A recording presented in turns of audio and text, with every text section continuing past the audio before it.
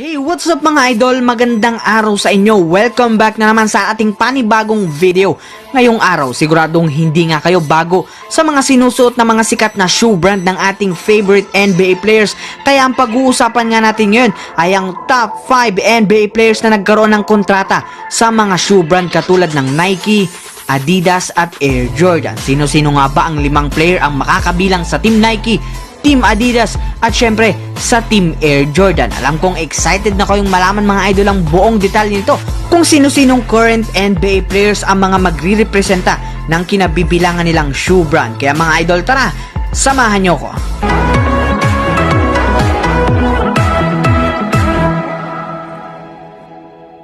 Team Nike, Team Adidas at Team Air Jordan. Pero ang uunahin na muna nga natin sa labang ito ay kung sino-sino ang makakasali sa first 5 mismo na magre-representa ng Team Nike.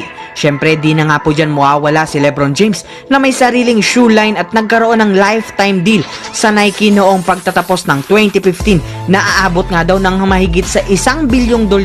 Kaya lalabas pa nga po ang Nike ng kanilang produkto na under kay LeBron hanggang siya ay mag-retire na.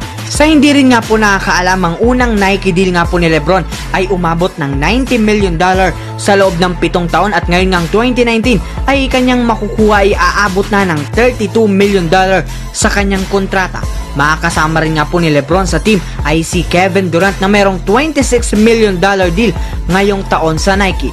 Ay nga po mga idol, sa nakuha nating balita, mas maraming nabebenta nga pong sapatos ni Durant sa China kung ikukumpara sa North America. Samantala, kasarili nga po sa Team Nike si Kyrie Irving na magkakaroon ng $11 million deal ngayong taon. Well, isa nga mga idol ang sapatos ni Irving sa mga best seller kahit noon pang pagsisimula pa lang ng signature shoes nito.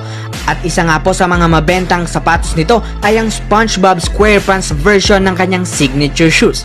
Ang ikaapat nga pong miyembro ay syempre ang ating reigning MVP na si Giannis Antetokounmpo na mayroong $10 million ngayon.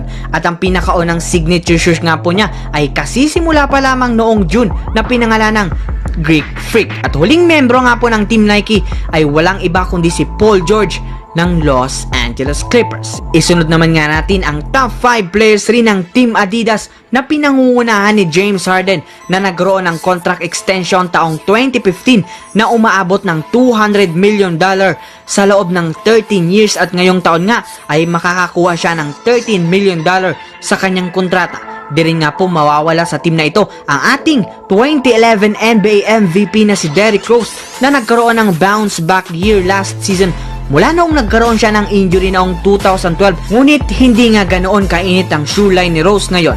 Ngayong taon nga mga idol ay magkakaroon nga po siya ng $11 million deal sa Adidas. Ang pangatlong miyembro naman nga po ng Team Adidas ay si Damian Lillard na nakapag-lock up na ng 10-year deal noong 2014.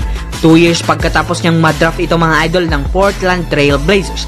Ngayong taon nga po ay magkakaroon siya ng $10 million sa kanyang kontrata sa Adidas.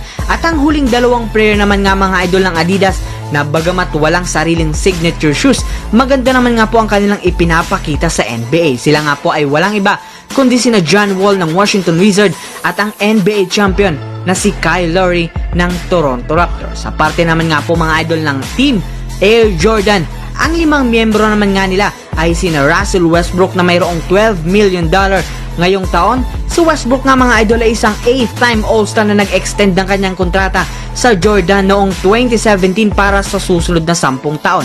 Well, nagkaroon nga po last year si Westbrook ng kanyang sariling signature shoes na tinawag na Why Not Zero. Sasamahan rin nga po siya ng 2019 first overall pick na si Zion Williamson na magkakaroon ng $13 million ngayong taon. Kahit man nga po hindi pa siya nagkakapaglaro sa NBA regular season, napakasikat na nga po ito at pinag-agawan pa ng malalaking shoe brand sa NBA. Kasali rin nga po sa team ng Jordan si Chris Paul ng Oklahoma City Thunder pero medyo di nga po kilala ang signature shoes nito sa NBA. Sasamahan rin nga po sila mga idol ni Jason Tatum, nakakasign pa lamang ng multi-million shoe deal sa Jordan ngayong taon. Matatandaan nga nating dating Nike player si Tatum, ngunit umalis nga po ito at nag-sign na lang ng kontrata sa Jordan. At ang huling player naman nga mga idol na makakasama sa team na ito ay si Kemba Walker na ngayon nga ay nasa Boston Celtics na. Well, balik nga po tayo doon sa top 5 players ng kada brand. Sa Team Nike nga po ay binubuo sila nina LeBron James, Paul George, Kyrie Irving, Kevin Durant at ni Giannis Antetokounmpo. At sa team naman po ng Adidas ay bubuuhin naman sila nina Derrick Rose, Damian Lillard, James Harden, John Wall at si Kyle Lowry. Sa kupunan naman nga po ng Jordan, binubuo naman nga po sila nina Russell Westbrook, Zion Williamson, Chris Paul, Jason Tatum at si Kemba Walker. Well, di naman nga po nakakapagtaka na kung ikukumpara natin ang tatlong kupunan, nangunguna talaga ang Team Nike dahil binubuo nga talaga sila ng mga NBA elite superstars at talaga namang patok ang kanilang mga sapatos sa publiko at mga fans ng NBA. Pero kung kayo mga idol ang tatanungin, saan kayo papanig na kupunan? Team Nike ka ba? Team Adidas? O Team Jordan? Isulat lamang nga po sa baba ang inyong sagot at babasahin natin yan isa-isa. So yun lang mga idol ang ating video ngayon. Once again, I'm your J-Zone TV. Huwag kalimutang mag-subscribe mga idol. Maraming salamat po sa panonood. Hopefully nag-enjoy kayo.